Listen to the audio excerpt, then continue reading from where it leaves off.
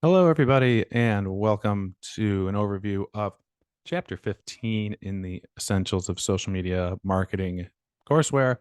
This is all about employee advocacy.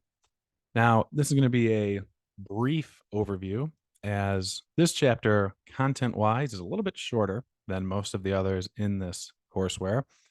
And it also probably has the least amount to say, given just how in depth some of the other chapters are.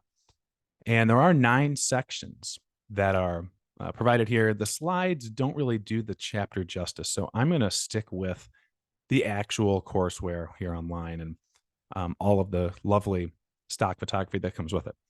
And before we begin, I just want to provide a quick anecdote about what employee advocacy is and how it works. In social media, you've probably looked at these chapters in this courseware and you've seen a lot of ways that brands have leveraged social media by posting all sorts of content, whether that be promoting their own stuff or content from third parties or other content that educates, inspires, motivates, all of those great verbs that I like to harp on throughout social media education. The way that employee advocacy works, though, is a little bit different. We're no longer going to be talking about the brand's social media, or maybe a little bit, but that's no longer going to be at the forefront of the discussion. Rather, we are looking at the way that employees on social media can advocate, hence the word advocacy, for a brand or for a company in a lot of different ways. This has been done over the years. It's been really employee advocacy as a term didn't really come to play till about 7 or 8 years ago, but it's been a thing that has been helpful early in the time of social media's rise as well. The publisher actually for this courseware, Student, is great at employee advocacy. I would argue they are among the best in terms of these, maybe the middle market companies that are out there. They have a lot of team members who are tremendous pioneers and supporters of not just the brand. They don't just go onto social media and say, "Hey, I love working here," but they're just really good at promoting the content that comes with it. Now, when I think about the way that social media works, it's something where, as I've harped on many times before, we don't want to see companies just promoting themselves, selling themselves. There's a time and a place for that on social media, maybe 20% of the time, maybe less than that. So we don't want employees to do that either. Rather, it's about sharing the values that the company and the employees share and the culture, and also just some of those intangible elements that employees can state as a human, and it comes off a lot more authentic than if the brand said it. If the brand if the brand social network comes out and says, "Hey, this is working here is so much fun. You know, we get to do all these great things," kind of like as a recruiting tool for potential new employees. That doesn't Nobody's going to really believe that. People are going to look at it and be like, "Of course you're going to say that. What else? What are you going to say? It's not fun working here off of the brand's account." Then you have a controversy on your hands. But if I don't know anybody that works for the business, especially people in middle management or maybe entry level employees, were to take to social media and say something like that, it carries a lot more weight and it gets noticed a lot more frequently. Um, so that's kind of just an overview of what this is. Now let's go ahead and dig into the various sections here. So section one really just goes over some of the staggering numbers that are out there about employee advocacy and the people that work for these companies that really kind of showcase why it's important. I don't need to go through all of these numbers, but I do think that the really surprising one is an Octopost survey from a couple years ago that showed that what was where is it? Here we go. Total employee advocacy programs increased social engagement from a brand by a minimum of 25 to 40%. That's a pretty big number. And I personally, I mean, I've posted on social media for about a dozen different companies, maybe more than that actually, over the years. And I can attest to this that anytime that there is a groundswell of support, you have a majority of employees that are going to support a brand on social media, it just helps with all of the general analytics that come with it. It helps with reach, it helps with engagement, it helps with engagement rate, it helps with shares, obviously, comments, likes, all of the metrics that come with it. And those are some of the business benefits. Obviously, there's greater reach, brand engagement, but this is really the key element here, and that is an increase in business. This means that when employees are actually promoting and sharing the brand, again, not overly selling it, but just helping to advocate, you see a nice increase in actual business coming as a result of social media.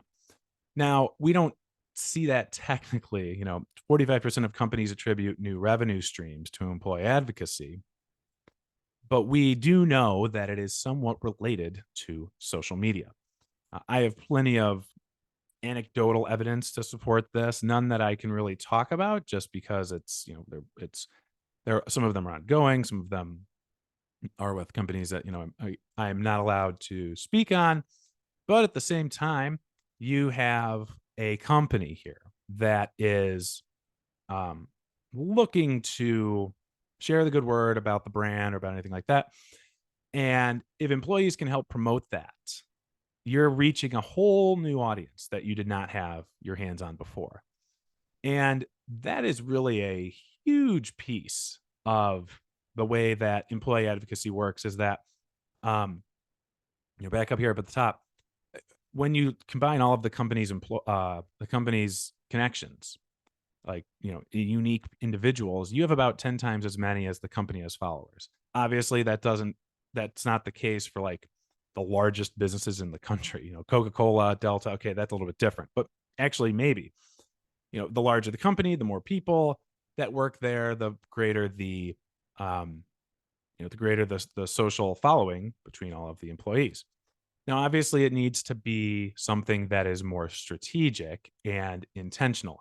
And that's where I kind of jump right down to number seven, creating an employee advocacy program, right? You do need to create a team of advocacy leaders whose not job, but who have a role in helping in getting the employees to really rally around something that's going on. Um, these teams are going to be responsible for helping to create some content, disseminating. The way that this is worded, I'm not really, I think it's a little broad, but I think it can be taken a few different ways. The sentence here says, this team is also responsible for creating social media content and disseminating it to employees to share. Um, it's not like I agree that some of the work has to be done for the employee advocates, but at the same time, you want people to share the good word in their own words. If you give them just blanket copy to copy and paste, it might work to a degree, but it's not going to be nearly as effective as if they're able to share it in their own words. And that's where I would actually recommend sharing more of a prompt. You don't want to leave it up to people, to the employees to come up with something to say.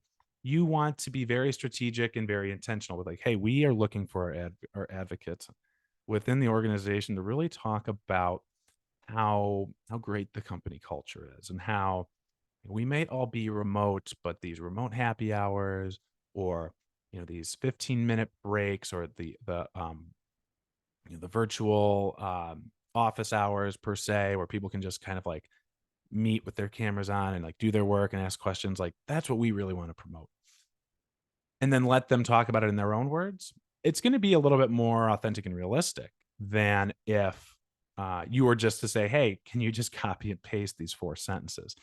It's just not going to resonate the same way. But if you let people actually talk about it the way that they want to talk about it, you're going to be in a much better situation and you're going to see much better results. Now, if we move on to the next part, we have our goals and our goals. It's just like any other social media campaign. And if you've been following along with the other chapter videos, pretty similar. What are the goals that you want to look for? Think about the numbers that support it. But then also, you do need to educate the employee advocates that are here train them, and get their buy-in.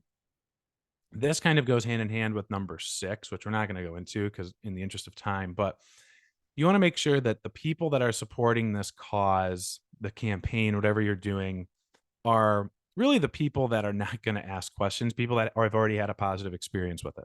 So if I think back to what I just mentioned as the example, say these photos don't really do it justice, but hey, this is a remote work company. We don't people we there's a rumor out there that there's not great company culture, but we need to squash that.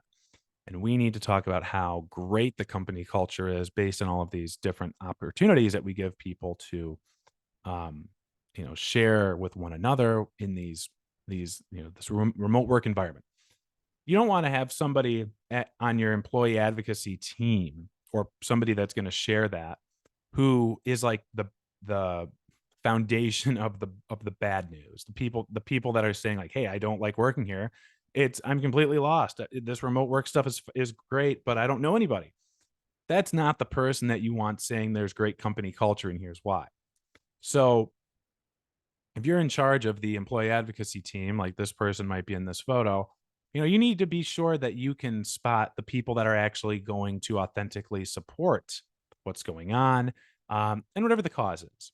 Now, in addition to that, you need to make sure that people have the tools and resources that are necessary to help them succeed. Um, there's apps and they talk about some social media schedulers like Hootsuite, good old Octopus, things like that. I don't know if I'd go that far. For me, this is more of a simple like Google sheet, a simple um, something that does not require a ton of additional tools being inputted unless this is a very regular process. I actually look at employee advocacy, especially here in number 8, as being more of a mindset than something that is overly um, mechanized, I should say. And that is I need to I look for employee advocacy programs as being something that is more welcomed, encouraged, shown by example than something that is super super intense and drawn out and scheduled. And I understand that there are companies out there that have to do that second option.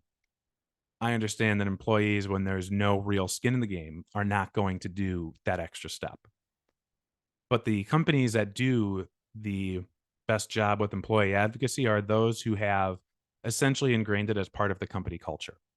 Sometimes people look at it from the outside as like, man, what a cult. Like, they can't believe they're doing this. Everybody, they're just all bought in. But in reality, if you are seeing enough of these people's posts, you see that it's definitely not like a brainwashing thing. It's people that are legitimately buying into a company's culture, a mission, and they're striving to do better, not only in their roles, but also in whatever the mission is of the business. To me, the best employee advocacy programs are not things where, the CEO or the head of the employee advocacy program sends out an email and says, "All right, I need you all to do this, these social media posts for me over the next week." No, you need to just disseminate the information, encourage people to share it on their networks as they see fit, and then look to see what it is that people are doing and how they're spreading the word. Um, I do think that Stukin is a great example. If you go and you find them, especially on LinkedIn, that is where you will see a really strong base and groundswell of employee advocacy and support. Um, at first, I was unsure because I saw a lot of people from there, just posting content. It was mostly like salespeople. But since then, I've seen it's not just sale. I mean, it's everybody. There's people from the top down, and um, these are not overly promotional posts. These are people who are posting on a regular basis, and they also share other stuff. There's people that are posting about like their side hustles and the other things that are going on that have nothing to do with the company. And to me, that's also showing a great separation of church and state, essentially, where people are free to post whatever they want, and it's their decision to actually go out there and share the good news about their employer and the things that they're doing and the concepts that are happening. So when we look at employee advocacy, I believe that that is the best part of it. There's plenty of tips. And they do say, don't force employees, get leadership involved. Sure.